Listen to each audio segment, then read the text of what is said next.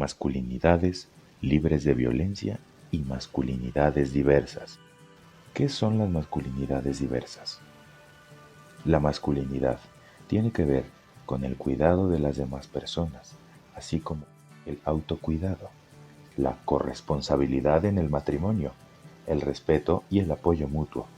Los hombres tienen el derecho de ejercer la paternidad, así como expresar sus emociones, construir conjuntamente el consenso, mas no la imposición. Es importante que tanto hombres como mujeres practiquen la comunicación, así como el respeto por los espacios íntimos de cada persona.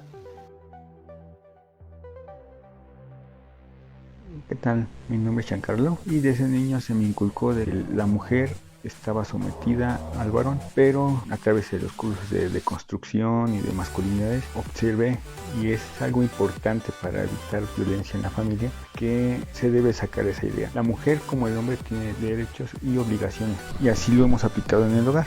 Cuando hay situaciones que tiene que decidir, cualquiera de los dos puede decidir, o en su defecto se tiene que hablar entre los dos para llegar a un acuerdo. Al igual, la comunicación, el saber manejar las emociones ha evitado que en nuestro hogar exista violencia, y es uno de los puntos que hemos manejado en el hogar mi pareja y yo, y nos ha ayudado mucho. Un buen padre sería aquella persona que le enseña a su hijo a que no hay género para las labores de la casa y que le tiene que decir todos los días te amo a su hijo. La paternidad responsiva es amar a tus hijos a pesar de su orientación sexual, sus diferencias ideológicas y políticas. Paternidad responsable es apoyar a tus hijos, no establecer roles de género y dejarlos elegir una carrera libremente. La paternidad presente y amorosa genera un mejor desempeño escolar. Tanto niños como niñas enfrentarán de mejor manera las adversidades de la vida. Genera también una alta autoestima e identidad sólida. Genera la repetición del modelo de ser padre presente y afectivo. Los varones ejercen la responsabilidad y el goce de la crianza, tanto física, moral, económica como social, de sus hijos. ¿Y tú? ¿Amas a tus hijos?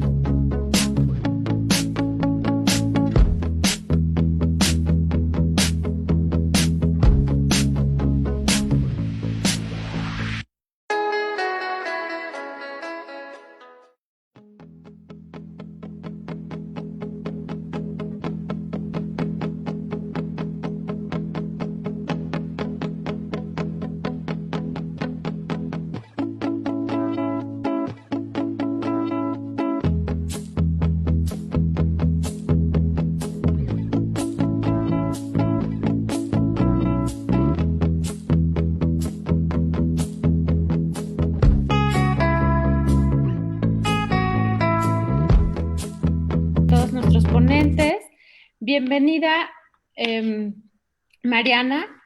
Mariana Labarca Pinto, ella es profesora de la Universidad de Santiago de Chile, es doctora en Historia y Civilización por el European University Institute en Italia, es académica del Departamento de Historia de la Universidad de Santiago de Chile e investigadora responsable del proyecto Fondesit número 3180684, titulado Enfermedades mentales y emociones en Chile, 1750-1830, circulación de ideas y nociones médicas, jurídicas y culturales. Sus líneas de investigación giran en torno a la historia social y cultural de la medicina, historia de las emociones, historia de las ciencias, historia del libro y de la circulación de saberes en la época moderna. Entre sus publicaciones destacan los libros de medicina en Chile del siglo XVIII, Tipologías, propietarios y dinámicas de circulación, publicado en 2020, Los espacios de la locura en la Toscana del siglo XVIII, Estrategias y negociaciones para enfrentar la enfermedad mental, publicado en 2019, y Cuando la mente se oscurece y el cuerpo se debilita, El dolor de la ancianidad en el Gran Ducado de Toscana, siglo XVIII, publicado en 2018.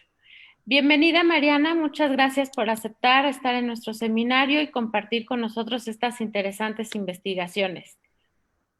Muchas gracias, Ana Cecilia, muchas gracias, Idalia, también por la invitación y por la oportunidad de compartir con ustedes lo que he estado haciendo en relación a los libros y la medicina en el Chile del siglo XVIII. Por favor, si yo me paro o no se ve, esto me avisan porque esto a veces uno siente que está hablando sola. Entonces, cualquier cosa, por favor, me lo comentan. Sí, claro, gracias. Entonces, primero, un pequeño contexto, ¿cierto? Hacer la historia de los libros de medicina en Chile, es necesario un poco ver que la historia del libro es un ámbito de la historiografía en Chile bien poco desarrollado. Los estudios que existen se han centrado sobre todo en bibliotecas jurídicas o bien de obispos, ¿cierto? Y si bien se han hecho algunos estudios generales respecto de la presencia de unos u otros libros, en general no existen textos o estudios, ¿cierto?, que se hayan dedicado exclusivamente a la historia del libro. Y con la historia de la medicina ocurre algo bastante similar, es un campo poco explorado por la historiografía chilena y donde todavía falta mucho por hacer. Por lo tanto, esto es un terreno fértil de análisis y a la vez bien solitario en la medida en que existe poca posibilidad de diálogo. Por eso también para mí es una oportunidad muy rica el poder compartir con ustedes algunos de los elementos que he estado pensando en los últimos años. Lo que les voy a presentar hoy día se centra en alrededor de 400 inventarios de librerías contenidos en inventarios post-mortem de bienes realizados entre 1700 y 1800, sobre todo en archivos notariales, ¿cierto?, en escribanos de Santiago, es decir, son bibliotecas además santiaguinas.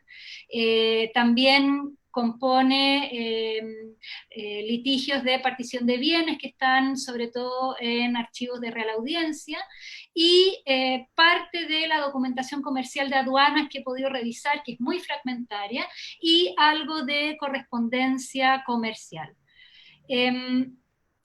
Después, un contexto importante a tener en cuenta es que en Chile estamos hablando de un territorio que no contó con imprenta establecida hasta 1810. Eso evidentemente hace que todo libro que circula proviene del extranjero, y además que contaba con una reducida comunidad médica formal, es decir, de practicantes que contaran con licencia oficial del protomedicato, que además estaba situado en Lima y que tenía un teniente radicado en Chile, encargado con el cabildo de realizar las licencias. y que no contó Chile con formación universitaria en medicina hasta fines del siglo XVIII, en que finalmente se establece la cátedra de medicina. Por lo tanto, el universo de quienes practican la medicina o la cirugía, ¿cierto? Son eminentemente extranjeros, provenientes bien de Lima, formados en la Universidad de San Marcos de Lima, o provenientes de España, formados en España, pero también encontramos franceses, alemanes, para el caso de la botica jesuita, y también escoceses, ingleses, etc. Es decir, es una comunidad bastante internacional presente en Chile que convive con todo el universo de practicantes de la medicina no formal, que también probablemente forman parte de quienes acceden a el universo del impreso médico. Otro elemento a considerar es, en el fondo, qué es lo que estoy buscando yo al enfrentarme al universo del libro de medicina en Chile. Lo primero tiene que ver con la identificación del corpus de libros que se puede encontrar en los inventarios y las posibles clasificaciones que podemos hacer de los grupos de libros, tipos de libros, hacer vinculaciones entre estos tipos de libros con el perfil de los poseedores, es decir, si se trata de practicantes de la medicina, si se trata de oidores, religiosos, eclesiásticos, de personas cuya ocupación, ¿cierto?, no es establecida, y vincular qué tipo de libros poseen para poder establecer, ¿cierto?, las vinculaciones entre los poseedores y las tipologías de libros con los posibles usos que se les dio a este tipo de literatura. Esto es parte de una intención que busca aproximarse a las ideas médicas que circularon en Chile a través del impreso durante el siglo XVIII, pero siempre considerando que el conocimiento médico que circula a través del impreso no es evidentemente la única fuente de inspiración a las ideas y nociones médicas de la época, y por lo tanto a mí lo que me interesa es ver el cruce que se puede realizar entre los contenidos que encontramos en la literatura médica con las nociones legas que aparecen en, por ejemplo, los archivos judiciales. Entonces yo lo que estoy haciendo es finalmente realizar un cruce, o a lo que aspiro a hacer, digamos, es hacer un cruce entre la literatura médica con el conocimiento jurídico y lego que aparece en archivos judiciales y en menor medida en correspondencia privada. Digo en menor medida porque tengo menos acceso a correspondencia privada.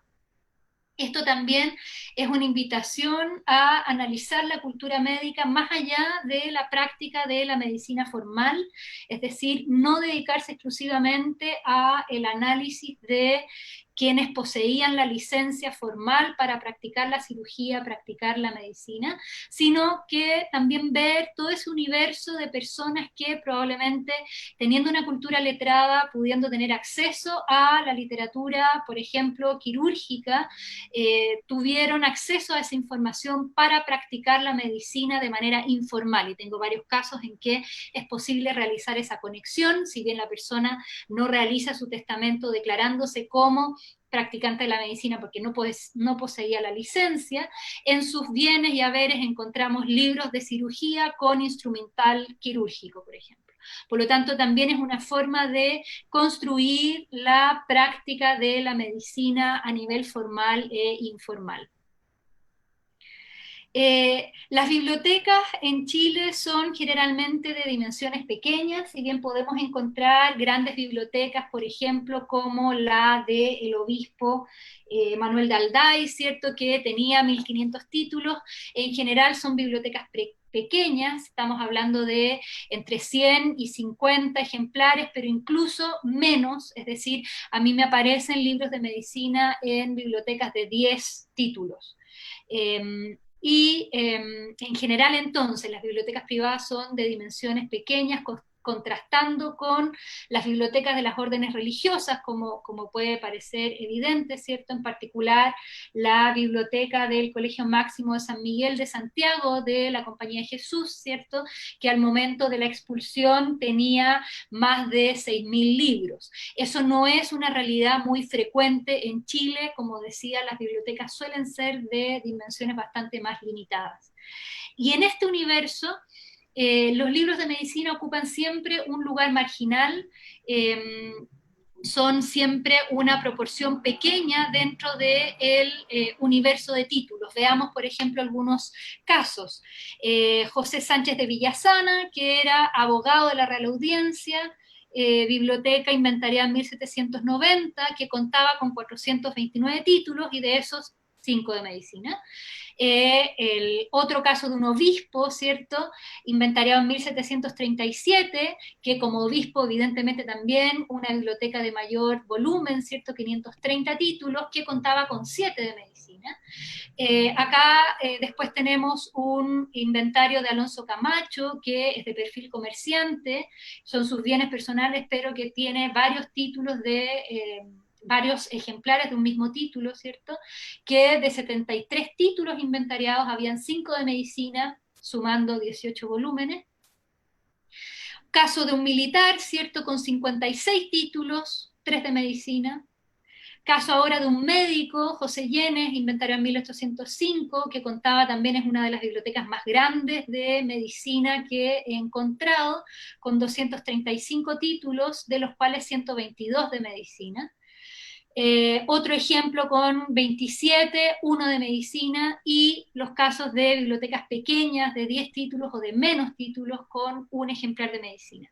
¿Por qué me interesa esto? Porque yo estoy buscando hacer una relación también entre el tamaño de la biblioteca y los posibles usos que se le dio a los libros de medicina, asumiendo que en el caso de la biblioteca de 10 títulos, habiendo uno de medicina, me parece que puede haber tenido un uso más frecuente que el de la biblioteca de 530 títulos, donde los 7 de medicina probablemente forman parte más bien del interés general en la cultura, digamos, en las ciencias, y no tanto en un interés por un uso más práctico.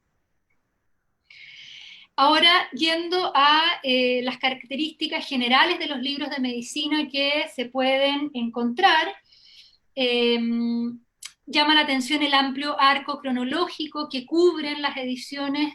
Encontramos títulos cuyas primeras ediciones datan del siglo XIV hasta el siglo XVIII, es decir, se cubre un amplio abanico cronológico.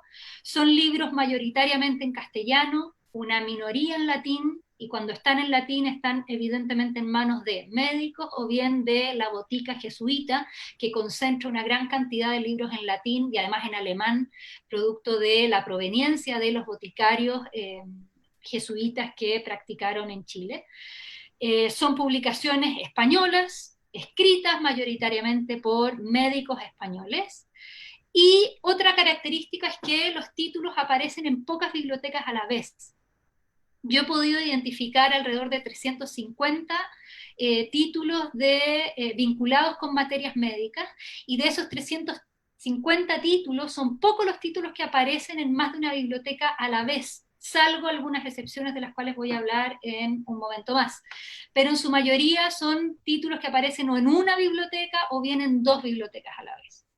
Pocos libros publicados en México y en Lima, lo cual también es bien interesante porque habla también del circuito del médico, pero también del circuito del saber, ¿cierto? Y de hacia dónde están los referentes de la cultura médica en Chile.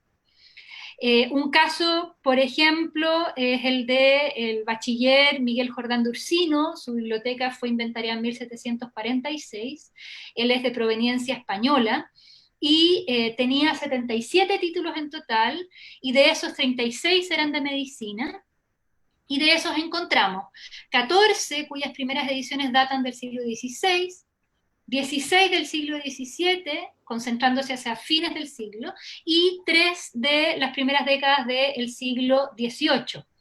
siendo 1723 la más tardía. Vamos a ver que Jordán de Ursino llega a Chile en 1710, con lo cual, en el fondo, vemos que la mayoría de sus libros fueron publicados antes de su arribo a Chile, lo cual me permite suponer que en su gran mayoría él viajó a Chile con sus libros a cuestas, no que los adquirió estando acá. Y eso explicaría por qué a partir de 1723 hasta la fecha de su muerte no adquirió más libros. Ahora, eso también evidentemente puede estar vinculado a una serie de otras variables. Ahora, respecto de los inventarios en sí, les traía dos ejemplos para que podamos ver, ¿cierto?, la forma en que están inventariados generalmente. Este es un caso en que tenemos la forma genérica de inventariar. Vemos ahí 8 libros de afolio de medicina de varios autores. Acá estoy, 12 dichos de acuartilla, también de medicina, 6 dichos de octava en pasta, también de medicina, 10 dichos del mismo tamaño forrados en pergamino, también de medicina, es decir, inventariados por orden, o sea, perdón, por tamaño, pero sin ninguna alusión a los contenidos de esos libros. Este es el caso de un médico, ¿cierto?, cuya biblioteca es Julio Rondoli, cuya biblioteca fue inventariada en 1773, y tenemos la biblioteca de Miguel Jordán de Ursino, que veíamos anteriormente, cuyo inventario entrega más datos. Vemos ahí, ¿cierto?, un tomo de historia de España, un tomo de práctica teórica de cirugía por Dionisio Daza Chacón, un tomo cirugía de Guido de Cauliaco, historia natural de Cayo Plinio II, método de la colección y reposición de medicinas simples por Luis de Oviedo, boticario, Officina Medicamentorum por Juan de Insa, en latín, etc. Es decir, este inventario entrega datos respecto del título, respecto de los autores, a veces está solamente el título, a veces está solamente el autor, a veces alusión a que está escrito en latín, como veíamos ahí, hay otro libro en griego por ahí en este inventario. Hay alusión también a su uso, por aquí podemos ver Juan de Vigo Viejo, es decir, entrega bastantes más datos que el inventario que veíamos antes. Ahora, aún así tenemos problemas con la datación de la edición de la cual se trata. Por ejemplo, el tomo acá de cirugía de Guido de Cauliaco, ¿cierto?, que hace referencia a un libro publicado en latín, ¿cierto?, como Quirurgia Magna en 1363, que contó con numerosas ediciones posteriores, ¿cierto?, traducido al castellano en 1493, y que por la forma en que el título está inventariado, permite pensar que corresponde a la traducción hecha por Juan Calvo en 1596, que se publicó con el título de Cirugía de Guido de Cauliaco, con la glosa de Falco. Pero también hay otras traducciones que tienen títulos similares, como la de 1658, que se publicó como la Magna y Canónica Cirugía de Guido de Cauliaco. Es decir, es difícil datar la edición de la cual se trata, pero al menos tenemos la obra en general. En el caso de las obras que están, sus primeras ediciones datan de fines del XVII y ya durante el siglo XVIII, es más fácil identificar las ediciones porque se hacen cruces respecto del año en que se realizó el inventario, y ahí es posible tener una aproximación más cercana a la edición de la cual se pueda tratar.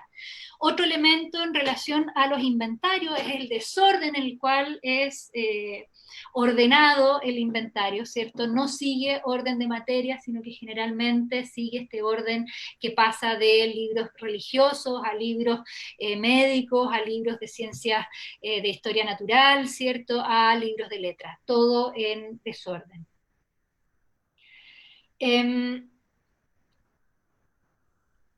Los libros de medicina que he podido encontrar se pueden dividir por lo menos en 4 categorías. Existen evidentemente otras formas de ordenarlos, pero para poder dar cuenta un poco del marco general acá, voy a hablar primero de los tratados de cirugía y medicina general, después de las farmacopeas, después se encuentran tratados de enfermedades específicas y después los recetarios y tratados de medicina doméstica.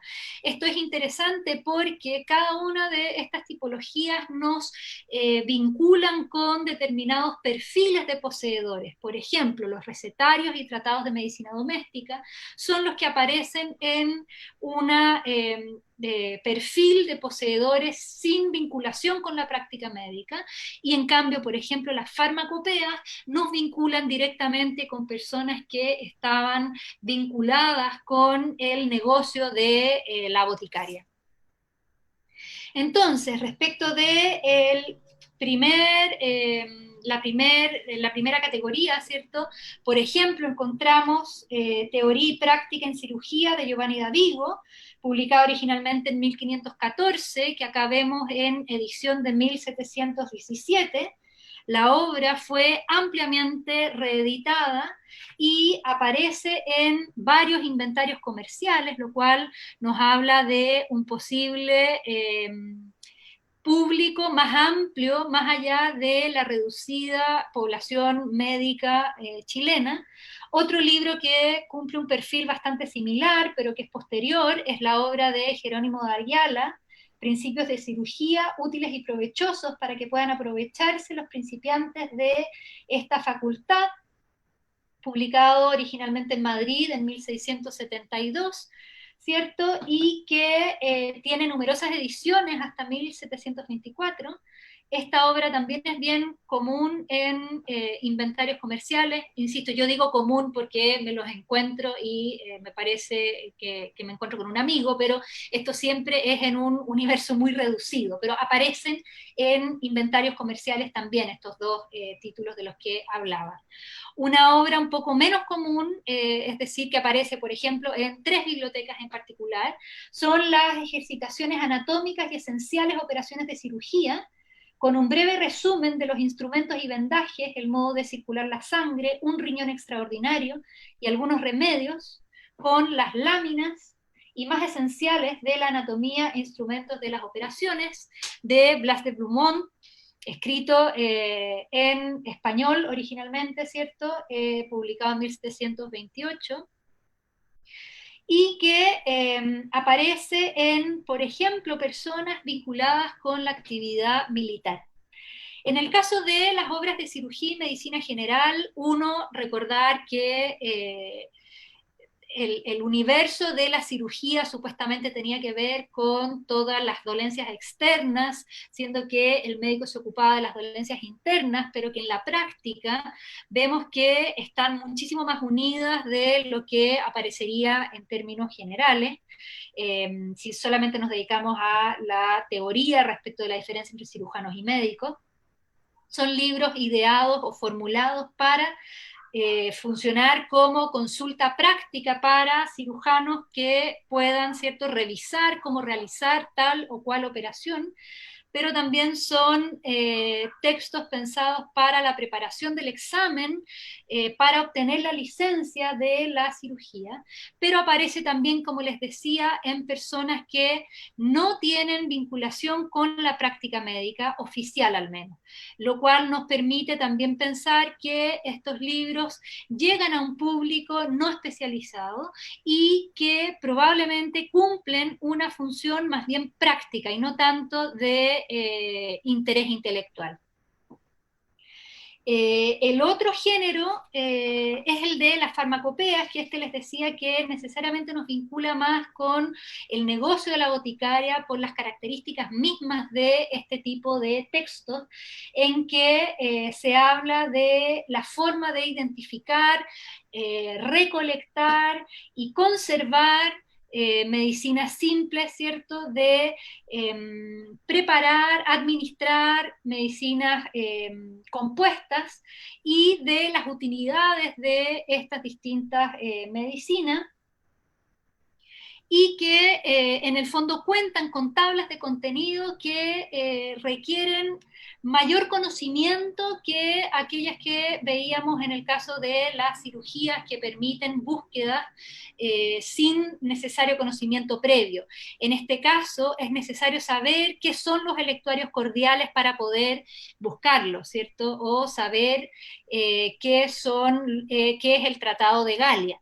Pero también tiene esta misma obra un índice alfabético por medicina y con los nombres de las medicinas en latín, lo cual también habla de un público más específico que sabe reconocer los ingredientes de estas medicinas por su nombre en latín, porque aparecen además los recetarios con sus denominaciones en latín. Tenía también una tabla de contenido por materia en orden alfabético que sí permitía una búsqueda con menor conocimiento médico, como buscar el medicamento simple, que es el medicamento purgante, es decir, también está el glosario mínimo para poder manejarse dentro del libro. La tercera categoría que les decía es la de los tratados de enfermedades específicas. Vamos a ver algunos ejemplos. Acá está el libro de enfermedades contagiosas de Francisco Franco de 1569. También la práctica y teórica de los apostemas, es decir, de los abscesos en general y en particular. Cuestiones prácticas de cirugía, de heridas y otras cosas nuevas y particulares, de Pedro López de León, publicado en 1628, y que acá vemos en edición de 1692, o también un texto que, comparado con el anterior, que está dirigido a un universo probablemente más médico, encontramos esta que está dirigido a un universo de público más amplio, nuevo método para curar flatos, hipocondría, vapores y ataques histéricos de las mujeres de todos los estados, con el cual los enfermos podrán por sí cuidar de su salud en falta de médico que les dirija. Es decir, ya forma parte de este otro género que es el de la medicina doméstica, que forma parte de este género de divulgación médica que está dirigido a un público general y que justamente aparece en manos de personas que no cumplen con el perfil de los practicantes de la medicina. Esta se trata de una traducción y adaptación realizada por Joseph Alcinet del texto escrito originalmente por Pierre Pom, publicado en 1763 en francés. La edición acá es de 1776. Vamos entonces a la cuarta categoría, que es la de los recetarios y la medicina doméstica. Encontramos acá 4 obras muy famosas y que son, como les decía, las obras que más aparecen en las bibliotecas chilenas. Partimos con El Tesoro de Pobres, ¿cierto? Atribuido a Pedro Hispano, de fines del siglo XIV, ¿cierto? Que contenía el regimiento de sanidad atribuido, falsamente dicen, a Arnaud de Vilanova, y encontramos también, ya más cercano al siglo XVIII, las obras médico-quirúrgicas de Madame Fouquet, que es una de las obras que más aparecen en las bibliotecas chilenas. Leamos el título completo porque es muy decidor respecto de el público al cual va dirigido, ¿cierto? Obras médico-quirúrgicas de Madame Fouquet, Economía de la salud del cuerpo humano, ahorro de médicos, cirujanos y botica, prontuario de secretos caseros, fáciles y seguros en la práctica, sin cifras médicas, para que todos puedan usar de ellos en bien de los pobres y enfermos. Es decir, forma parte de esta literatura que busca cumplir labores de caridad, ¿cierto? De asistencia a los pobres, entregando, en este caso, un completo recetario de medicinas que pueden ser elaboradas con implementos domésticos, que no fuera necesario comprarlos en la botica. El otro texto que encontramos con menos frecuencia, pero que probablemente para ustedes es más significativo, es el Florilegio medicinal de todas las enfermedades, sacado de varios y clásicos autores para bien de los pobres y de los que tienen falta de médicos, en particular para las provincias remotas de donde administran los reverendos padres misioneros de la Compañía de Jesús, escrito por el jesuita, ¿cierto?, Juan de Steineffer, publicado en México en 1712, que contó con ediciones, una en Ámsterdam en 1719 y después en Madrid de 1729, 32 y 55. Esta obra tuvo amplia difusión en Hispanoamérica, pero su recepción todavía requiere mayor estudio, un estudio más sistemático, porque sabemos que la obra circuló, pero sabemos poco respecto de el uso que efectivamente se le dio a este texto, y yo creo que además es un texto que llama a hacer una historia hispanoamericana de los textos de medicina doméstica, justamente por su amplia difusión. Es interesante que el texto, las ediciones que circularon en Chile probablemente son las que provienen de España, porque me aparece en inventarios comerciales provenientes de Cádiz, y en cambio no tengo registros de su proveniencia intercontinental. La obra estaba compuesta por una primera parte donde se revisaban las principales dolencias, ¿cierto? Siguiendo el esquema clásico de definir la enfermedad, explicar sus causas y señales e indicar las posibles formas de tratarla. Tenía una segunda parte con la práctica quirúrgica y una tercera que tenía un catálogo de medicamentos y la forma de realizarlos, de componerlos. También con un índice que permite una búsqueda sin demasiado conocimiento previo, sin conocimiento especializado, quiero decir.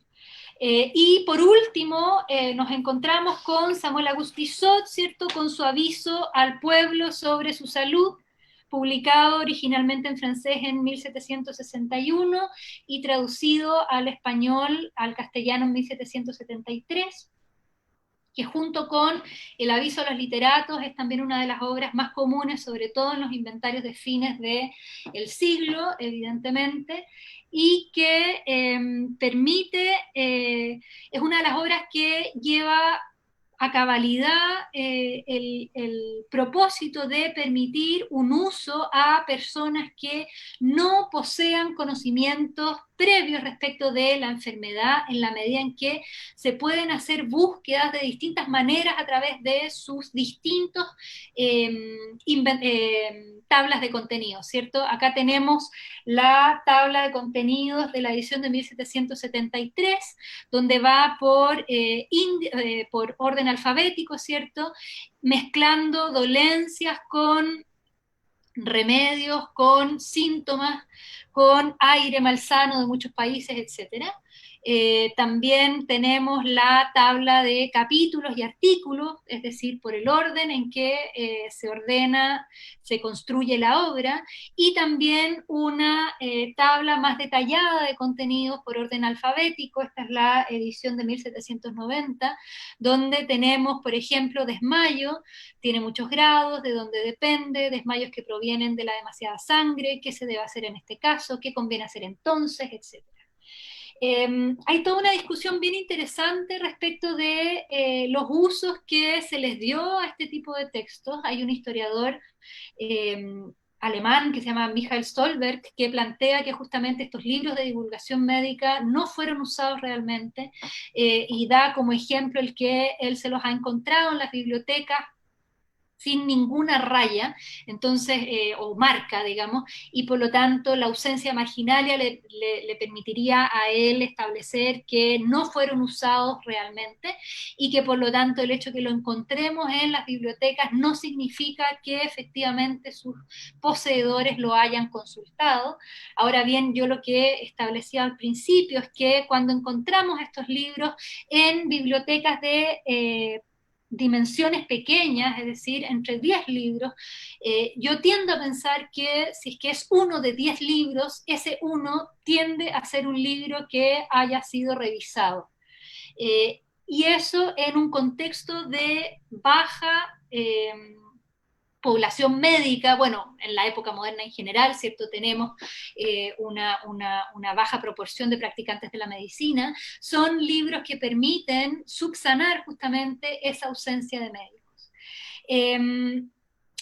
En el caso de las bibliotecas de los practicantes de la medicina que he podido encontrar, estas son, esto se los muestro un poco para que tengan una idea de la dificultad de establecer patrones, ¿cierto? La primera de 1702, la última de 1805, con bibliotecas de todos los tamaños, 21, 13, 89, al final la de 235, donde la proporción de medicina cambia. En algunos casos, por ejemplo, la mayoría son de medicina, como el primero, donde hay 21 títulos, de los cuales 19 de medicina. En este otro caso acá tenemos también 33 títulos, de los cuales 26 de medicina. O sea, podemos tener más o menos la mitad, pero en otros casos son menos, como el de Joseph Calderón, cirujano, que tenía 89 y de esos solo 14 de medicina. Es decir, un poco va cambiando, y en algunos casos es posible establecer su vinculación con el ejercicio de la cirugía, sobre todo, como les decía, en base a el contexto en el cual aparecen estos libros, porque, por ejemplo, tiene solo 6 libros, todos de medicina, por ejemplo, más instrumental médico, pero la persona no se identifica en su testamento como practicante de la medicina. En el caso de los practicantes de la medicina, entonces,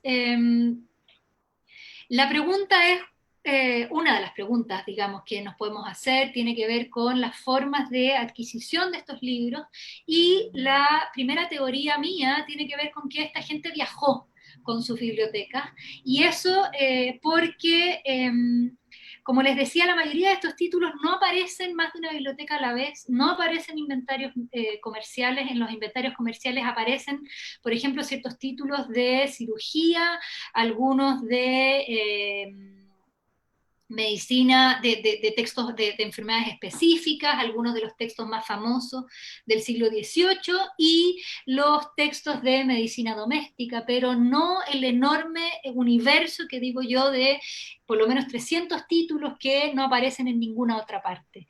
Con lo cual, estamos hablando de que o viajaron a Chile con sus libros, o bien los adquirieron ya estando en Chile, pero probablemente haciendo uso de un circuito directo de peticiones, ¿cierto?, realizadas a libreros en particular fuera de Chile.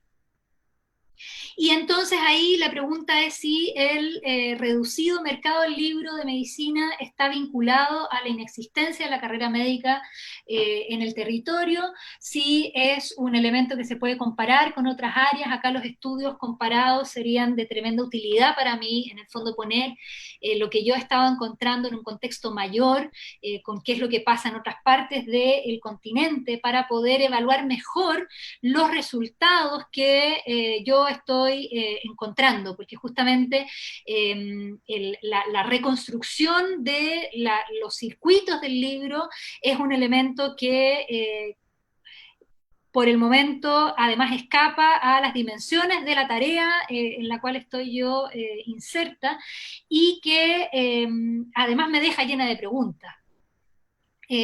Y con esto voy a terminar los usos de estos libros. Les decía yo, hay algunos indicios respecto de cómo podemos evaluar los posibles usos que los poseedores dieron a este universo de libros. Veíamos el caso de la biblioteca del bachiller Miguel Jordán Dursino, que les decía que es español de origen, que viaja a Chile en 1710, pero proveniente de Lima, donde no sabemos si obtuvo ahí el título de bachiller o bien lo obtuvo en España, pero sí sabemos que fue nombrado teniente de protomédico y supervisor de boticas en Santiago, y de hecho en su biblioteca hay una alta concentración, algo así como 8 de los 37 libros que veíamos que tenía de medicina, 8 son de farmacopeas. y eso lo vincula directamente con su rol de supervisor de las boticas de Santiago, y también le dota a su biblioteca de todo un componente político que requiere mayor exploración, ¿cierto? Saber si los libros que tiene de cirugía, por ejemplo, tienen que ver con su rol de examinador de licencias en Santiago, por ejemplo. Y todo parecería indicar que la biblioteca de Jordán de Ursino cumple un rol bastante funcional de consulta. Después, el otro elemento que permite explorar, ¿cierto? Este tema de los usos es el de los perfiles sociales de los usuarios, como les decía, el caso de los militares que evidentemente tienen un interés particular por los asuntos relacionados con la medicina de guerra, efectivamente la cirugía, ¿cierto? Tiene mucho que ver ahí. Y en el caso de los juristas, por ejemplo, o de eclesiásticos que dentro de su enorme biblioteca de cientos de títulos poseen 7 títulos de medicina, indica un uso bastante esporádico si es que se abrió ese libro.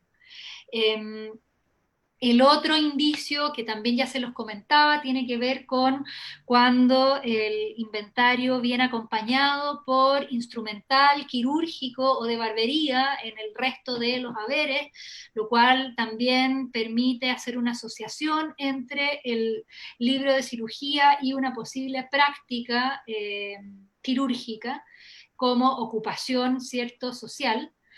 Y después el caso de los tratados de medicina doméstica y mi apuesta respecto de que eran adquiridos para ser consultados, lo veo por dos lados. Por un lado,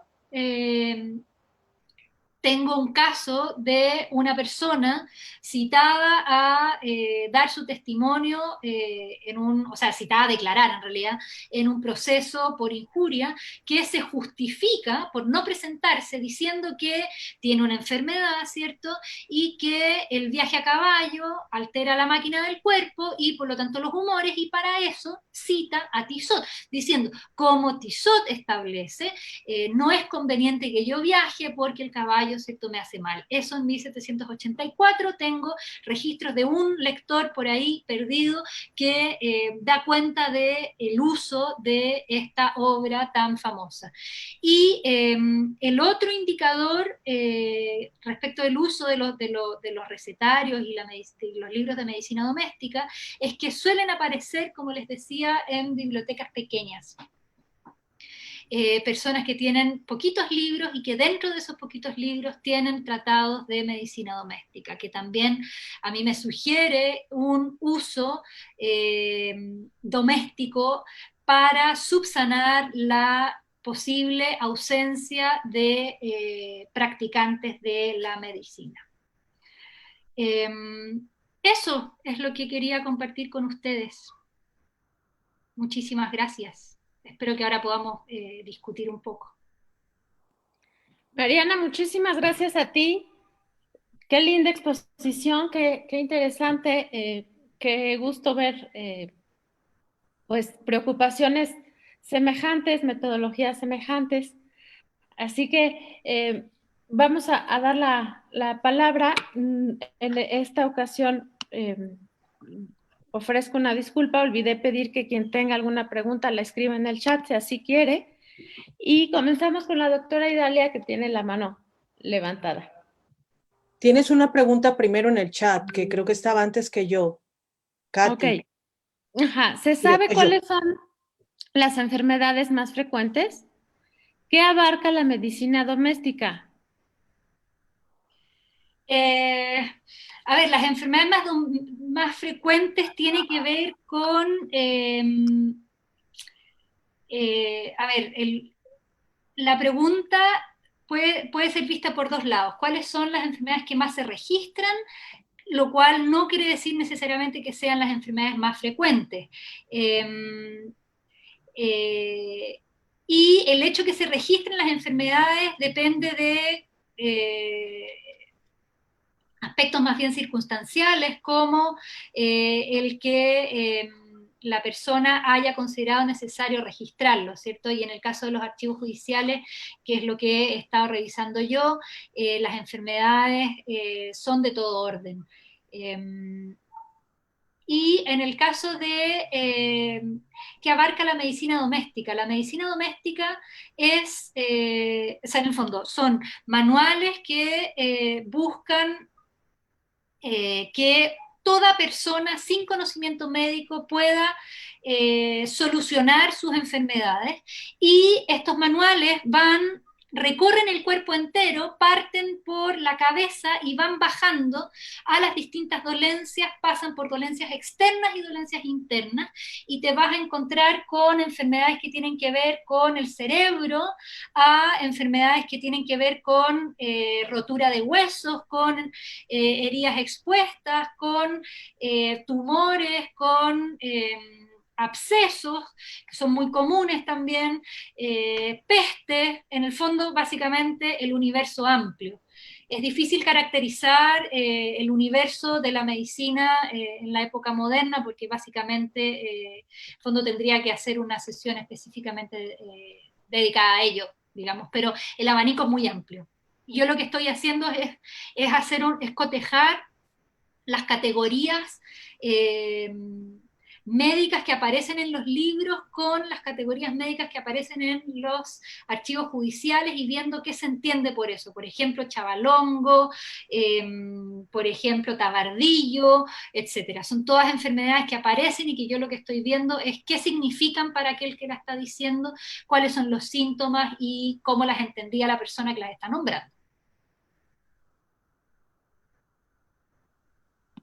Muchas gracias, Mariana. Doctora, adelante.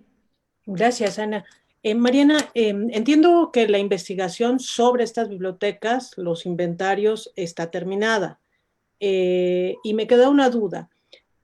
Bueno, más bien son tres respecto a una investigación que estoy entendiendo terminada. Todas las bibliotecas que se trabajaron, que son los inventarios que mostraste, ¿todos son inéditos o son ya publicados? Es decir, partiste de información que alguien por alguna razón había trabajado en la biblioteca del médico fulano o en la ponencia X, ¿no? O sea, si todas corresponden a esto, ¿son inéditos o son publicados? Luego, la segunda tiene que ver con esta idea que yo he denominado el canon bibliográfico, la forma del registro. Es decir, como lo hemos visto en varias ocasiones, tú me preguntabas respecto a los registros novohispanos y te decía que había una como diversa, ¿no?, representación de varios momentos y de varios modelos. En términos de la documentación chilena, más allá de estas bibliotecas, en algún otro momento, en algún otro tipo de testimonio, ¿hay variación en el registro, la forma del registro, o prácticamente siempre es el mismo tipo? Y la tercera tiene que ver si en algún momento tu investigación implicó, una vez que tenías libros identificados, si se tenía que correlacionar con libros conservados, no sé, en alguna colección universitaria, la Biblioteca Nacional, algo por el estilo. Gracias por la pregunta.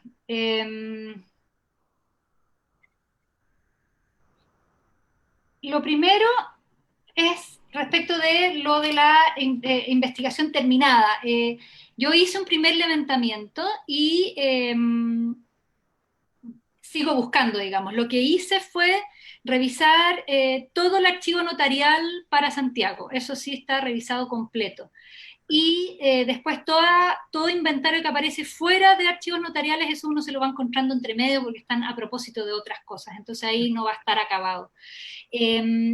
todos los inventarios con los que trabajé yo son inéditos, son todos, están en los registros de los notarios, no han sido trabajados, por eso les decía que, les comentaba que la historia del libro en Chile es muy incipiente, hay poco trabajo al respecto.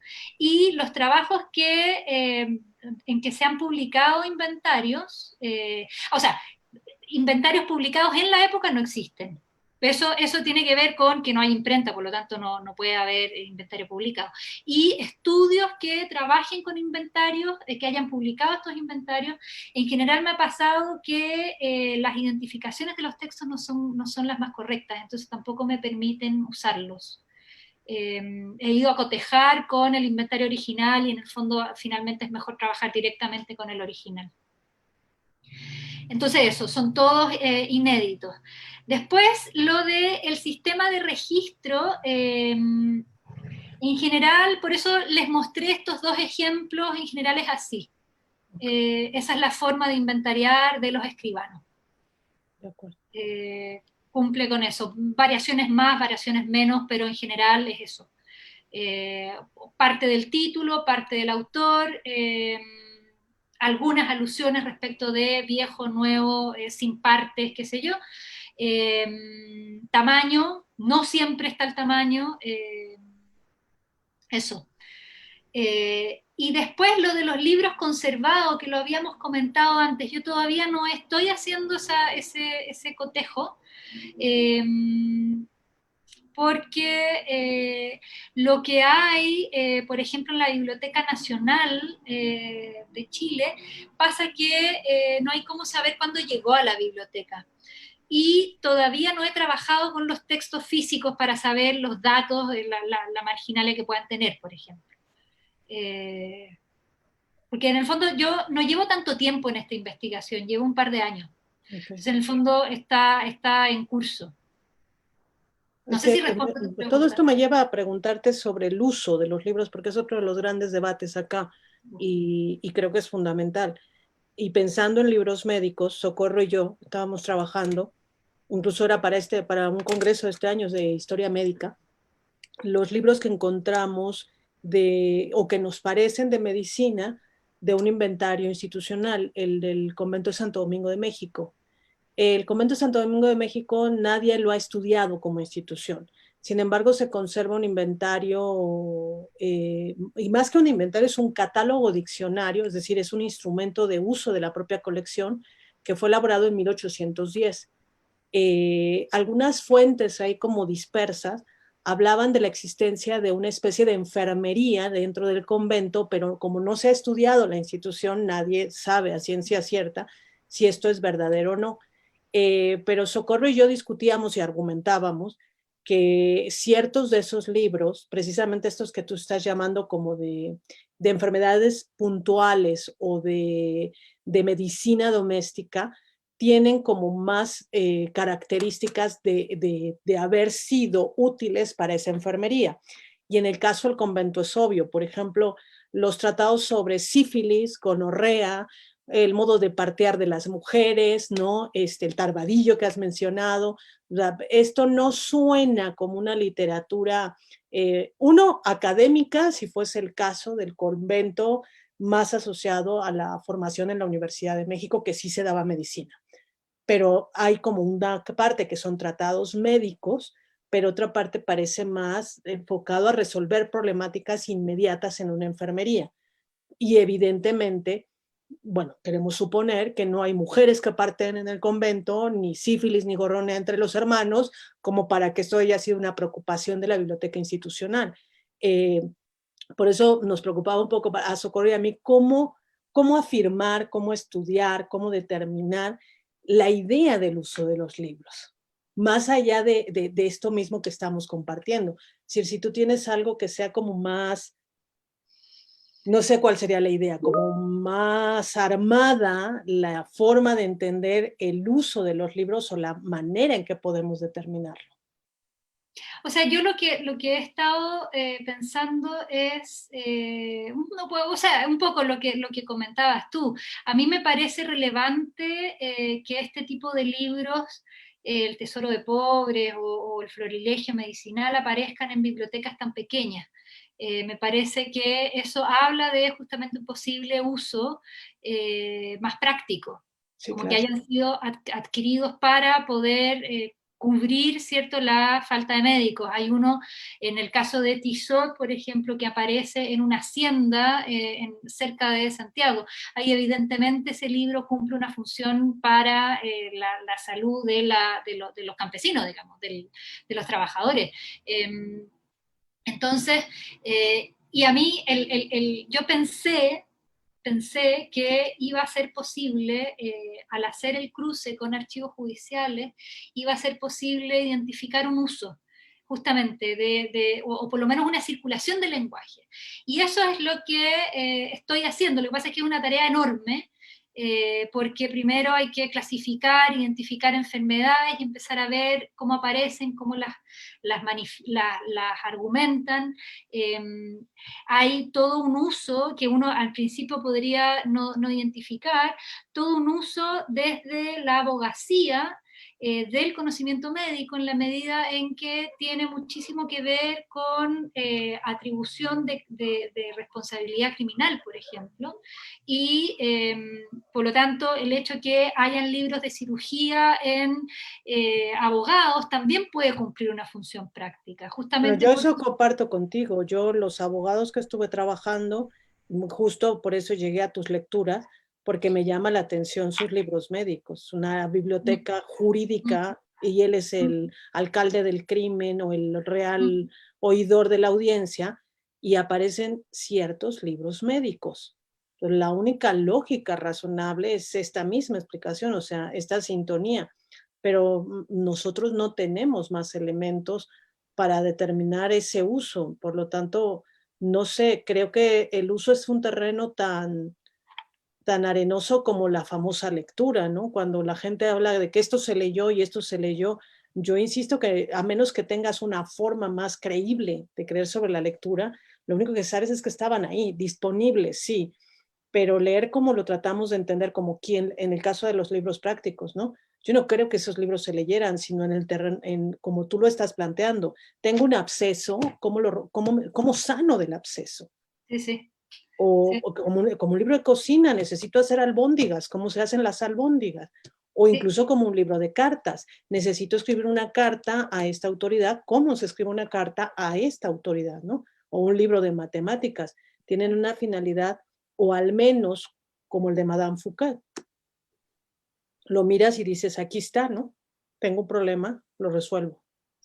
Y claro, y por eso, sí, de todas maneras, sí, desgraciadamente también los casos como el que decía yo de este hombre que se excusa de Sí, sí. testificar citando a Tissot, eso es una joyita, ¿cierto? No, es lo que uno quisiera encontrar más, pero que aparezca una vez, uno dice, bueno, tan excepcional no tiene que ser. Sí, claro. Eso es lo triste, que no hay tantas evidencias de esa naturaleza que te permiten hacerlo. Una última pregunta, si me permites, Ana Cecilia, se me ha ido la emoción. Como sabes, en la investigación que hicimos también encontramos bibliotecas de médicos y para envidia tuya y de otros, ciertamente ahora me doy cuenta, sí teníamos las ediciones registradas. Pero ahora estoy pensando justo en lo que estás diciendo. Al finalizar la investigación, nosotros concluimos que todos los testimonios con los que estábamos trabajando, excepto, digamos, excepciones puntuales, eran libros, eran listas hechas especialmente para cumplir con un trámite inquisitorial. Y tú estás diciendo ahora que los inventarios de difuntos se hacían por los escribanos en un trámite de sucesión patrimonial, que es distinto. Y una de las cosas que me llevó a pensar precisamente sobre esas ediciones para poder identificar cuando no tenemos datos es que si podíamos determinar el número de impacto de una edición, que con nuestros datos esto sí es posible. Es decir, si en 4 médicos de los tantos aparece la edición, estoy pensando en esta que tú dijiste, que la he buscado en el catálogo nuestro, que es esta. Si me permite, Ana Cecilia, probablemente se pueda ver para todos, es esta. esta del autor que has mencionado, ¿Ya? estabas diciendo sobre las varias ediciones. Sí, sí. En este caso en concreto, por la edición que mencionaste, nosotros solo tenemos un médico con ella y por eso hice el ejercicio de buscarla, porque con tu caso se rompe mi idea. Es decir, yo solo tendría un caso, pero tengo una edición concreta y lo que pienso es cómo se alimenta el mercado. Entonces, Sí. la pregunta va hacia el mercado, el abastecimiento en Chile, que decías también que es un poco, con esta ausencia de estudios, es difícil determinarlo. Sin embargo, por ejemplo, la gente que está estudiando desde Sevilla, desde Cádiz, los libros que circulan hacia la América Española, la pregunta sería, ¿tú no crees que esto se podría justificar el tipo de ediciones porque el abastecimiento del mercado es la misma fuente? Es decir, por ejemplo, yo no encuentro registrados puntualmente ningún libro anterior al siglo XVI. Cuando me aparece un incunable, o sea, un impreso anterior al siglo XVI, es una rareza. Bueno, yo en 3.900 registros solo encontré 5 incunables, bien registrados. Y aquellos que lo parecían tenían un tipo de registro particular. No son viejos, por ejemplo, no están roídos ni maltratados, sino refieren al tipo, a la tipografía empleada en estos libros. La gótica, ¿no? Hablan de un tipo de letra que más se corresponde, amén de los que sí tengo citados puntualmente, 1400, ¿no? 1500. Entonces, me pregunto si el mercado no podría también ayudarnos a determinar en estos estudios ciertas obras y ciertas ediciones, porque son comunes, es decir, esto es lo que yo vendo y esta es mi red comercial. No tenemos otro tipo de abastecimiento que no venga, al menos Nueva España no tiene otro tipo de abastecimiento que no proceda de este monopolio empresarial sevillano y gaditano después. Sí, sí, sí, Y sí. todo lo que llega de los países europeos tiene que pasar necesariamente Sí. por el flujo del mercado español. Es decir, no hay otra opción. Sí. Y lo único que yo conozco cercano a esta, digamos, piratería de libros, que es el Puerto de Buenos Aires, y hasta donde sé no lo han estudiado mucho, todo lo que llega a Puerto de Buenos Aires, y que de ahí se distribuiría, que es como un libro menos controlado por la Inquisición, menos controlado como mercancía en Sevilla, a través del pago de la avería y de todo esto. ¿Sería posible pensarlo? No sé, es una idea. De todas maneras, o sea, yo creo que efectivamente verlo como una empresa conjunta puede ayudar. Yo no había pensado que tienes toda la razón, el abastecimiento es el mismo, provienen de la misma parte. Yo estaba muy fijada en decir, claro, el mercado, o sea, estaba pensando en Chile como un mercado muy pequeño, por lo tanto lo que acá llega es mucho menor, etcétera. Pero no había pensado que el punto de inicio es el mismo. Es que ahí estaba yo pensando, ahí llegué a la conclusión, es decir, no hay otra raíz. Sí, sí, sí, sí. Se puede ramificar, pero es una sola raíz. ¿A dónde van a parar todas las peticiones de comercio de las órdenes religiosas? Pues al mercado que abastece. Entonces, ahí es donde yo pensaba, en muchos momentos, antes de empezar con datos específicos, ¿cuáles ediciones circularían? ¿Las que el mercado oferta Sí, o claro. las que los lectores piden? Sí. Entonces, yo, según los datos que tenemos, siento que hay una parte que estamos más bien olvidando, que sería el mercado. El mercado también manda. La oferta, dices tú. Sí, o sea, yo puedo ofertarte esto porque es el abastecimiento que tengo. Y creo que en casos como lo que tú estás diciendo, ese ejemplo rarísimo sí aparece, pero no sé si es golondrina para la primavera. Por ejemplo, en el caso nuestro aparece en los libros que estoy estudiando, Carlos de Sigüenza y Góngora, este llamado erudito novohispano del siglo XVII, en uno de sus libros, porque no tenemos lista, sino a partir de los libros donde él anotó cosas de adquisición con precios de compra y cosas por el estilo, apunta en la portada, lo mandé traer de Flandes.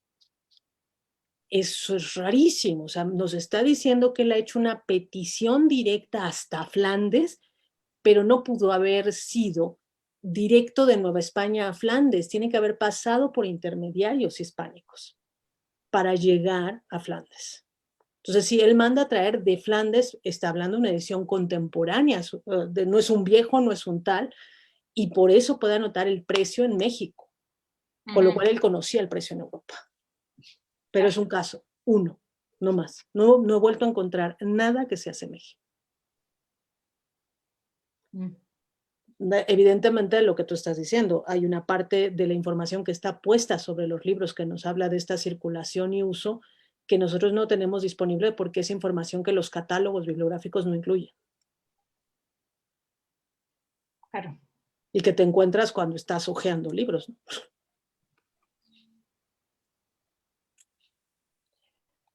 Sí. Sí. Mariana, tenemos una pregunta en Facebook, te la voy a leer. Dice, es de Yeshua Melgoza y pregunta, ¿existieron crónicas sobre medicina de los pueblos originarios de Chile?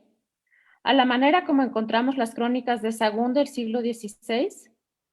Y comenta, impresionante conocer que la primera imprenta chilena es del siglo XIX. ¿A qué se debe esto?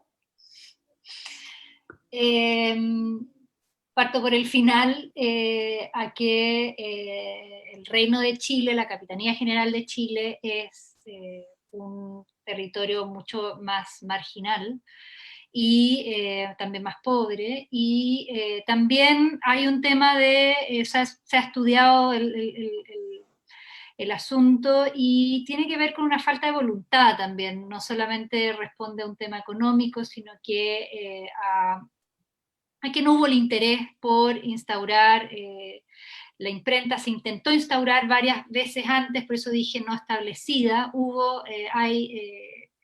La primera imprenta, ahora no me acuerdo, pero data de 1770, una cosa así, pero no se estableció.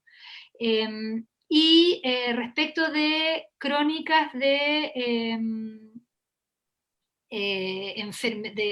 la pregunta era por enfermedades, ¿no? Crónicas de enfermedades indígenas. De medicina tradicional indígena. La verdad es que no directamente. Hay ciertas alusiones en las crónicas de los jesuitas, por ejemplo, y en el marco de labor misionera, que evidentemente dialogan con los saberes indígenas, pero no como tema en específico. Y esa es nuevamente una tarea que yo no he realizado y que hay que realizar. Justamente la pesquisa de las nociones indígenas, mapuches, por ejemplo, en el conocimiento, o sea, la interacción entre el conocimiento médico europeo con el conocimiento indígena a través sobre todo de las misiones, que son los grandes quienes se vinculan más directamente con estos saberes aborígenes, sobre todo, por ejemplo, de un trabajo que hay que hacer todavía en relación a los colegios jesuitas y sobre todo las boticas jesuitas y los recetarios, por ejemplo, y todo lo que tiene que ver con la materia médica y ese conocimiento más práctico, como les decía al principio, hay mucho por hacer acá. Y es necesario hacerlo también. Claro. Bien, Mariana, por mi parte yo te quiero preguntar, bueno, tú señalas que en los inventarios no has encontrado un orden temático y ¿hay un orden por formato? A veces sí y a veces no.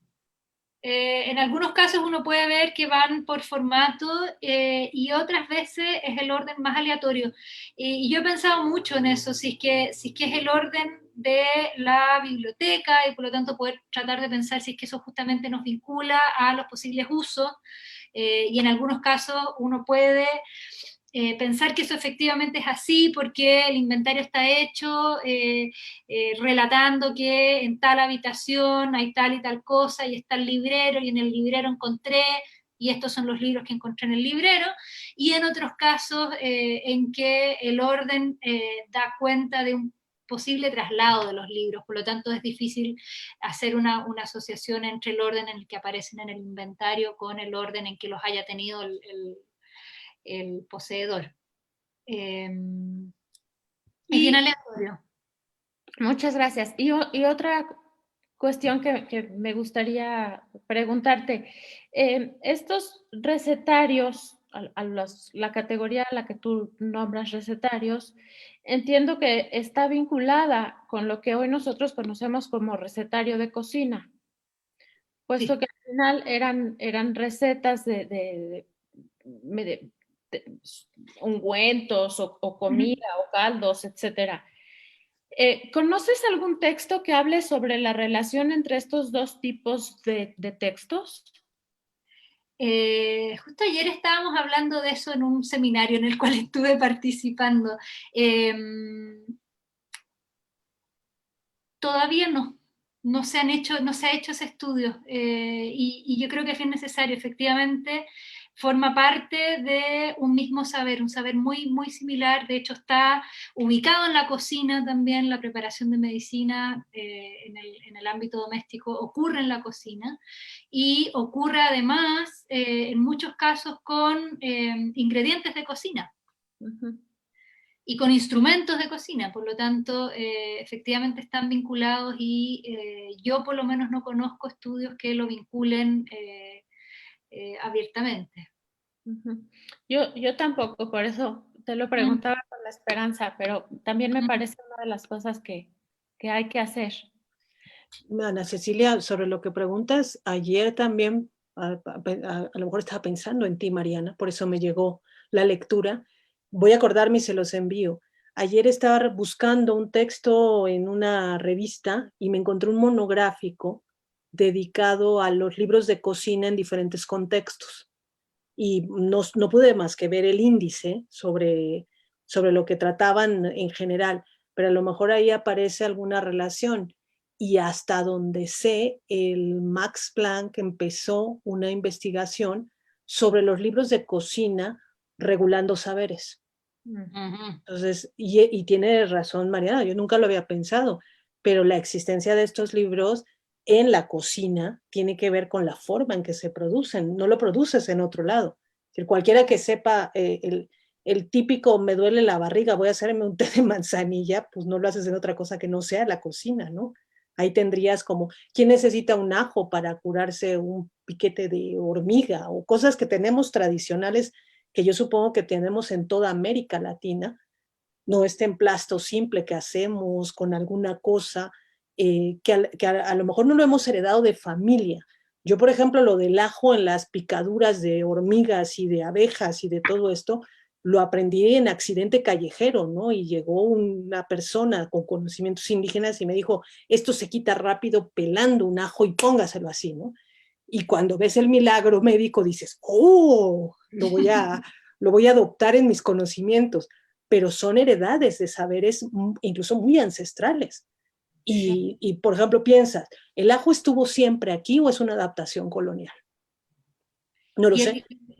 El otro elemento es que se vincula también con un tema de género, porque cocina mujeres y son las mujeres las que realizan estos cocimientos, y por lo tanto, estos libros uno podría pensar que quizá también tenían una entrada en un público más femenino. Incluso este que has mencionado, a mí la primera vez que me lo encontré como la Madame Fouquet, no lo encontré como una edición año y editorial, solo me encontré un Madame Fouquet. Y yo jamás hubiese imaginado que era un libro de recetario médico. Claro, es que lo ponen uno así. Piensa cualquier cosa con la palabra Madame. Sí. Pero no un recetario de cocina. Y ya cuando lo pude ver, así como tú lo dices, en portada y todo, y leí ese título, dije, es este. Y aparece varias veces. Yo lo he visto en instituciones y en privadas, el Madame Fouquet. Era muy exitoso. Sí, aquí en México no te podría dar los datos, pero sí lo he visto en varios inventarios médicos, en los estos de, no sé, abogados, etcétera, etcétera, y en otros De instituciones lo he visto en jesuitas, lo he visto en dominicos, lo he visto en franciscanos, lo he visto en carmelitas, y así, el Madame Fouquet, es lo que dice. Más allá del que sí tienes como el registro que yo te he enseñado de los míos, en general el registro es el Madame Fouquet. O sea, tú ves un cajón de libros y dices, viene un Madame Fouquet. Pues, sabes, digo, yo que ahora sí lo conozco igual que tú, digo, ah, es este. Pero cualquiera que lea un Madame Fouquet lo entiende. No sé, si estoy buscando libros de cualquier otra cosa, leo un Madame Fouquet y puedo pensar en una novela libertina, ¿no?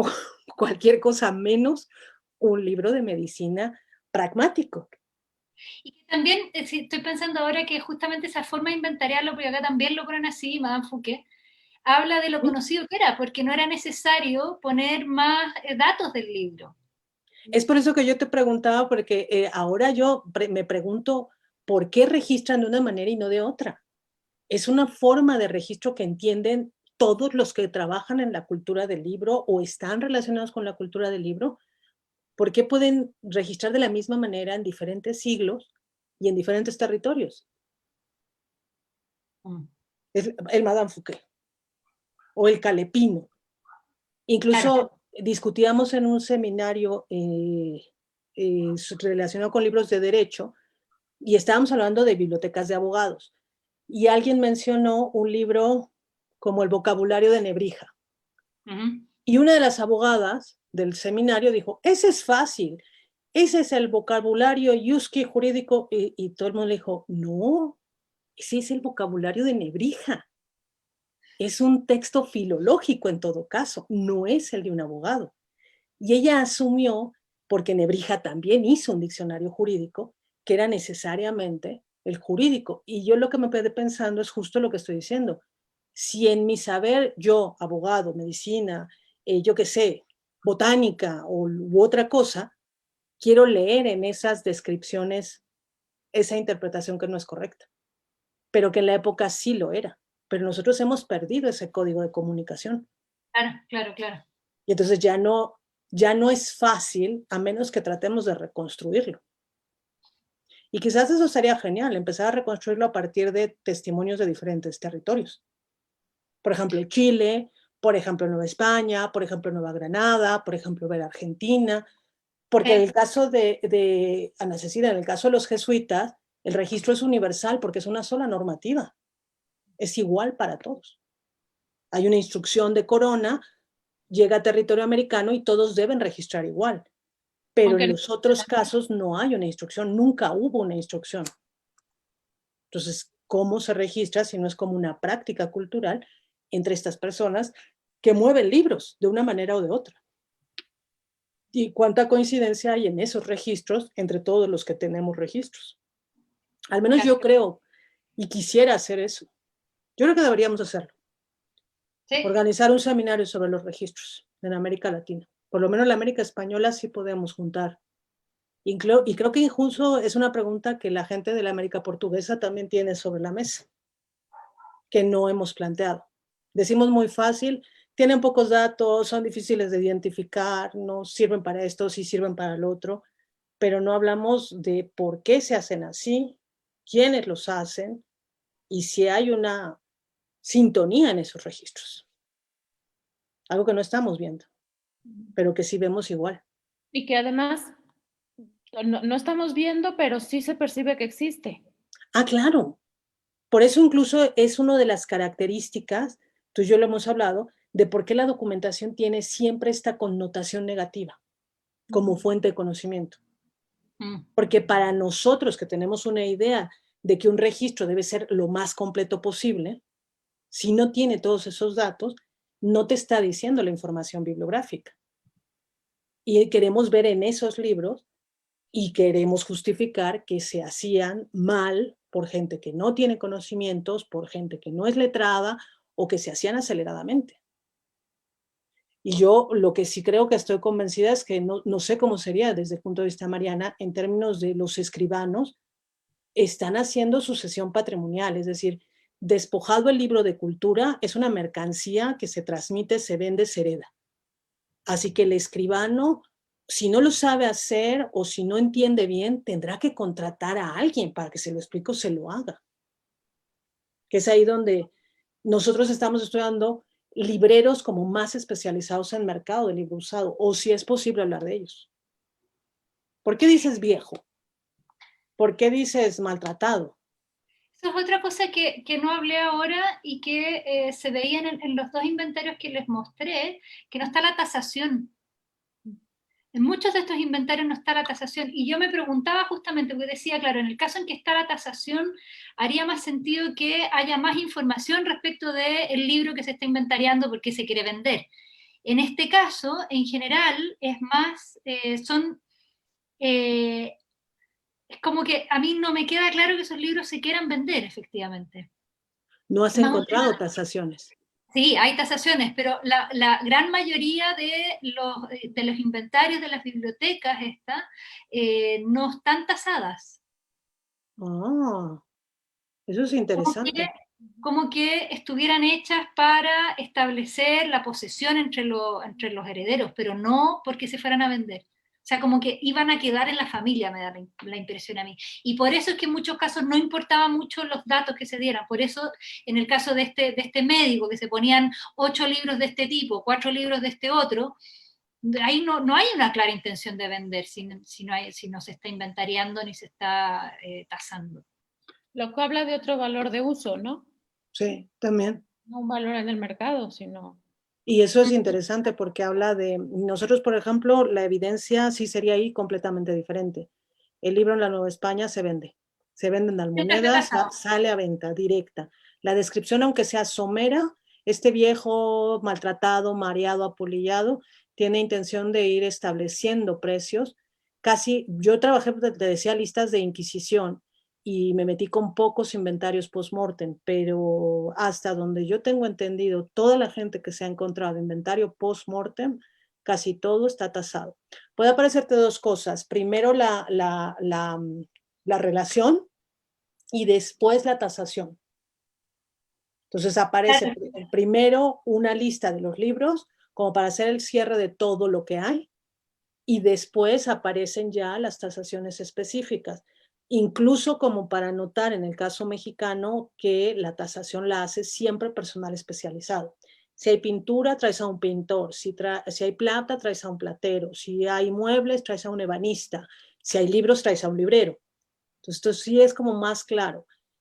Sé que no sé si Ana Cecilia tenga más conocimiento de eso, pero sé que en México no se han trabajado así como una fuente importante los inventarios de bienes. Aparecen como protagonistas y más buscando nociones de prácticas culturales que de mercado y de mercancías. Pero al menos los que yo he trabajado de libros, y sé que no son muchos, son 5 o 6 inventarios de bienes, sí hubo tasación. Ana Cecilia y yo trabajamos incluso uno de ellos y hay tasación, hay un precio de venta que hay que aclarar. La evidencia muestra que es un precio de venta que se ofrece, no necesariamente en el que se compra. Porque al final, en algunos casos, cuando la venta no fracasa, acaba vendiéndose al montón. Le doy por estos 5 tanto. Sí, yo o sea, claro, no es que no haya tasaciones, hay tasaciones, pero hay muchos casos en los que no hay tasación. Ahora, eso nuevamente puede tener que ver con el registro, o sea, puede que no esté la tasación posterior. No, pero es muy interesante lo que acabas de decir, es decir, en un territorio con menos acceso a un mercado tan fluido como otros, que son ciudades, es decir, hablaríamos de esta idea de centro y periferia, a lo mejor sí lo que Ana Cecilia tenía notado, tienes un diferente uso y la evidencia estaría marcando eso. Es mucho mejor transmitir la heredad entre la familia que dispersarla en un mercado. Sí. Porque tienes menos acceso a recursos. Podría ser una idea interesante. Acá no se ve. Es más, los únicos casos que se tienen documentados de transmisión familiar es nobleza, la escasísima nobleza, y es a través de mayorazgo. No hay otra tasación. Bueno, evidentemente sí, la otra que es como la donación, ¿no? Un sujeto que dona su biblioteca privada a una institución, o a los jesuitas, a los dominicos, a la universidad, algo que ya es de uso común. Pero la otra es casi toda mercado, movimiento, ¿no? Lo que es cierto es que no tenemos demasiados datos, no sé si identificados o conservados, sobre el precio de los libros, como para hacer un estimado. Nosotros en la base de datos que te he comentado, los datos que tenemos se van vaciando. Son pocos, pero algún día supongo que serán suficientes como para darnos una idea. Porque claro, el salto que no hemos hecho y que algún día tendremos que hacer es buscar la información directa en las almonedas, en donde ya hay unos criterios de registro y de venta diferentes. Y eso sí no lo hemos hecho. Es decir, nosotros no tenemos para comparar cómo se vendieron un conjunto de libros en una almoneda pública. Sé que alguien ha contado que existen y yo he oído que en algunas ponencias y conferencias se ha hablado de estos documentos. Personalmente nunca los he visto, entonces personalmente no puedo decir ni siquiera qué estructura de datos tienen o cómo se presentan.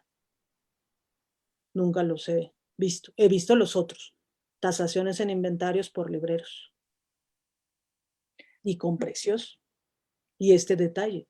Es decir, para el librero sí es importante si es viejo, apolillado, usado, y inclusive encuadernado, pasta, vitela, ¿no? Manecillas de plata, no está encuadernado, piel, todo eso sí lo apunta el librero. Supongo yo que porque él sí maneja lo que costaría la diferencia de una edición, no sé, del Madame Fouquet en pergamino o en pasta. Sí, esa es una seña importante, considero yo. Si está el estado de conservación, pues a mí me refiere a que estaba pensado para la venta. Y no sé si en tus inventarios entiendo que tampoco es una constante, me imagino. No, aparece a veces. Y sí, lo interesante es que no haya traducción monetaria.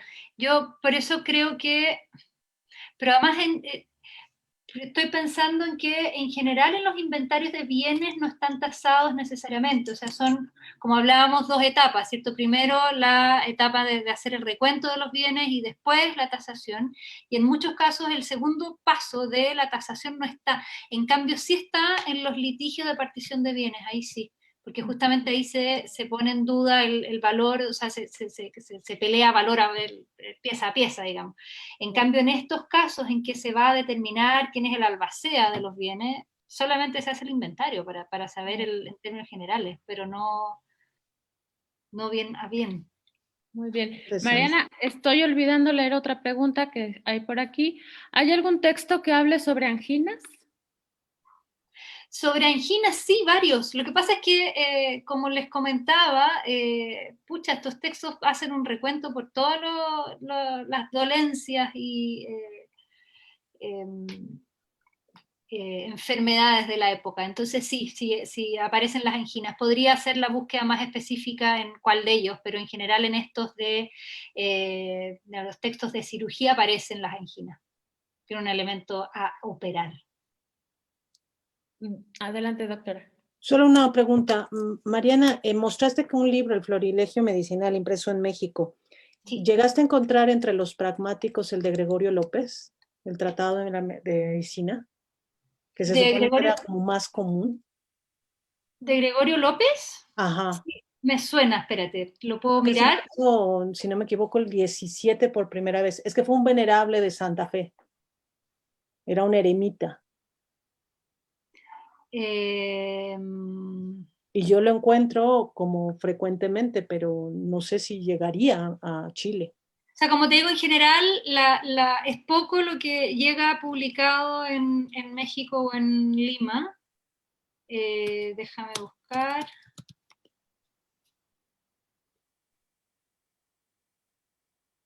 No me parece Gregorio López, fíjate. Porque sería tan común, acá sería tan común como el Madame Fouquet. Y suelen hallarse los dos. No parece. Yo creo que había poca conexión, fíjate. La conexión mucho mayor con Cádiz que lo que hay dentro del continente. Eso es interesantísimo. Sí. Muy interesante, porque yo creía que había como un flujo más continuo entre los territorios americanos. Es que es interesante, porque de personas se supone que lo hay.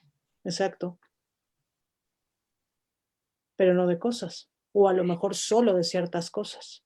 Solo de ciertas cosas. Yo creo que tiene que ver con que, para mí tiene más que ver con que el mercado del libro está, creo que en Chile responde dentro de este contexto dado de una oferta, pero en el fondo acá los que quieren comprar el libro lo piden, pero no está la oferta.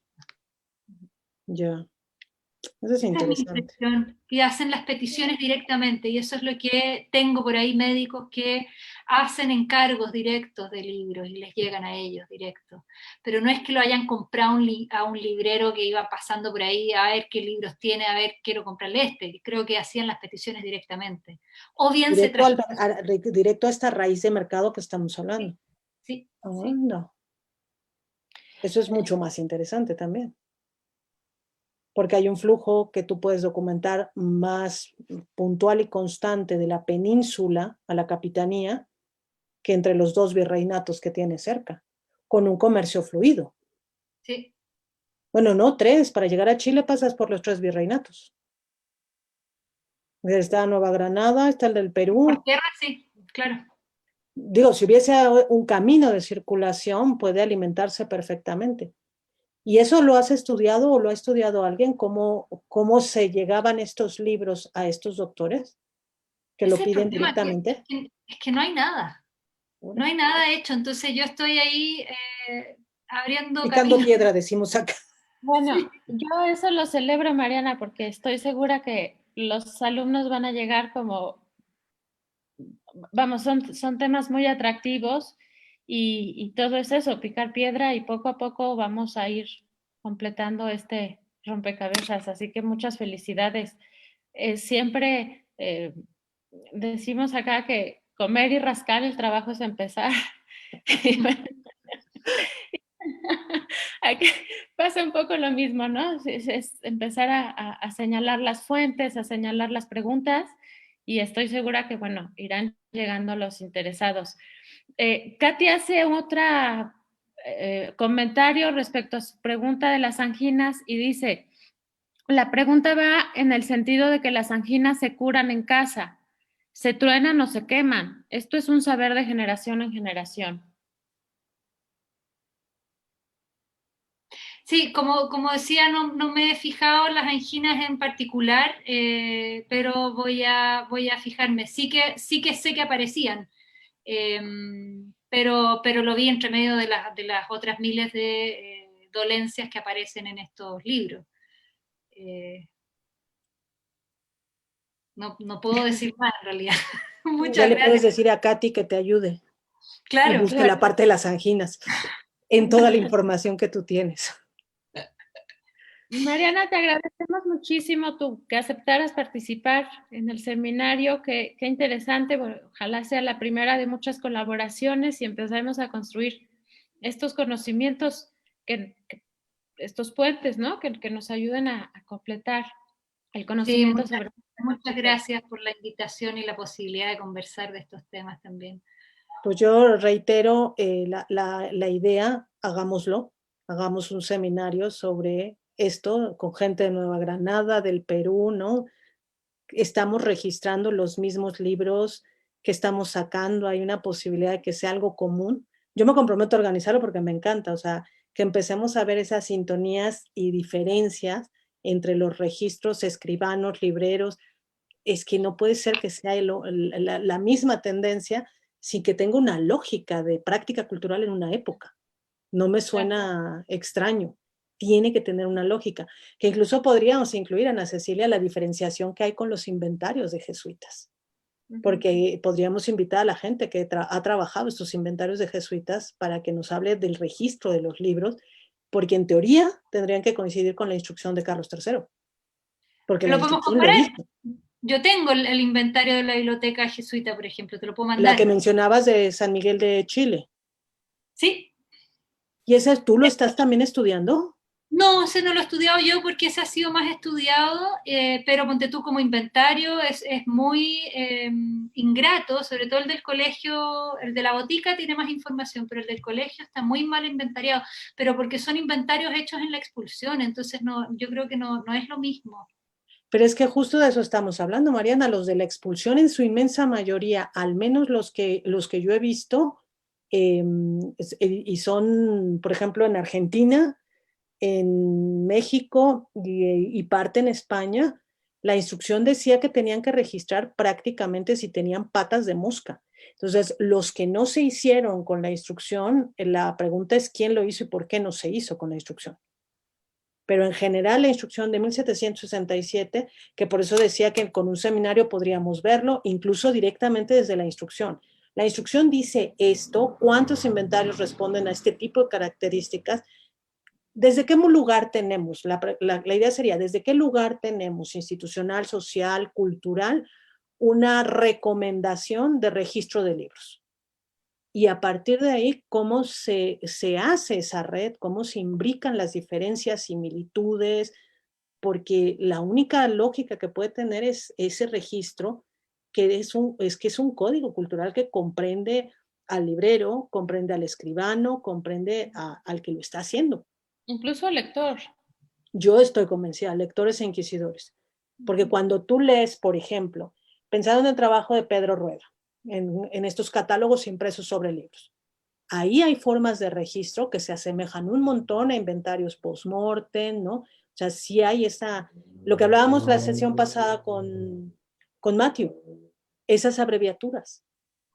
Esas mismas abreviaturas las encuentras en inventarios. Entonces, no puede ser que esto sea accesorio. Tiene que tener, cuando menos, una geografía que podamos medianamente limitar. No sé si para estudios posteriores, pero a mí me tiene, digamos, muy curiosa entender por qué. ¿Por qué puedes encontrar la Madama Fouquet aquí y allá? Y refiere a lo mismo. Y creo que hay obras que son iguales, muchas de las cuales incluso por eso no podemos nosotros identificar. Porque no somos capaces de entender qué está significando eso. Sí. Y no se refiere, por ejemplo, a un título específico. Claro. Se refiere a una forma en que se referían a un libro. Porque tú al final, cuando te habrá pasado, Mariana, cuando te descalabras la cabeza tratando de encontrar una edición, al final, en algunos milagros ocurre, das con la lógica. Y resulta que se trataba del traductor. Sí, nunca claro. Se referían al autor ni al título. Todo este asunto tenía que ver con un traductor. Y encuentras al traductor. Cosa que es rarísima porque en aquella época el traductor no tenía nombre. Entonces hay como esa referencia, creo. Yo me comprometo. Así que, Mariana, estás cordialmente invitada a elucubrar con nosotros sobre registros de libros. Ana Cecilia, también estás cordialmente invitada, y todo el que quiera entrar a elucubrar sobre estas cosas, a mí me parece interesante. Siempre y cuando tengamos un testimonio histórico sobre el que estamos trabajando, para ver cómo se registraba eso. Así que ya te daremos lata con eso. Te meteremos en la nave de los locos que organicemos para ese tenor. Bueno, pues muchísimas gracias a todos, doctora, muchísimas gracias, Mariana, muchas gracias, Hugo, muchísimas gracias por todo, y a todos nuestros asistentes también. Les recuerdo que todas las ponencias están disponibles en la página de Facebook del Departamento de Difusión Cultural de la Universidad Autónoma del Estado de México, la Facultad de Humanidades. Muchas gracias a todos y bueno, pues esperemos vernos el año que entra. Esperemos que sí, como lo hemos hablado, pensamos que podemos repetir el formato y estamos ya organizando los programas. Hay gente que se ha interesado mucho porque la verdad es que esta virtualidad favorece mucho el intercambio. Su desventaja que nos agobia es una ventaja que nos acerca. En otras circunstancias, coincidir agendas para la misma actividad en el mismo tiempo podría tardar a veces años. Entonces, para muchos esta parte benéfica de reunirnos y que muchas personas de otras latitudes conozcan el trabajo diferencial ha resultado una buena propuesta, así que los que estén interesados, estamos organizando ya el programa para el próximo año. Estaría en el mismo orden como lo hemos hablado Ana Cecilia y yo, 5 conferencias, ¿no? Con diferentes trabajos de diferentes naturaleza, que vaya mostrando todo este inmenso mundo de la cultura escrita, porque es inmenso y tiene diferentes ramificaciones, y creo que hay mucha gente interesada, así que yo no me queda más que agradecerle a Ana Cecilia la enorme paciencia que tuvo para organizarlo, a pesar de que yo llegué tardísimo al mundo real. Lo habíamos hablado el año pasado, así que gracias a la universidad que ha hecho posible todo esto, desde los carteles que quedaron preciosos, el de Mariana me encantó, con ese grabado médico también tan bonito, el trabajo de difusión, todo. Muchísimas gracias, Ana Cecilia, por organizarlo, así que espero que funcione bien el próximo año. Estoy segura y bueno, gracias a todos por acompañarnos en estas pasiones. Pasiones librescas. Así es, pasiones librescas. Muchísimas gracias, Mariana. Gracias a ti. Gracias. Nos vemos después. Hasta luego.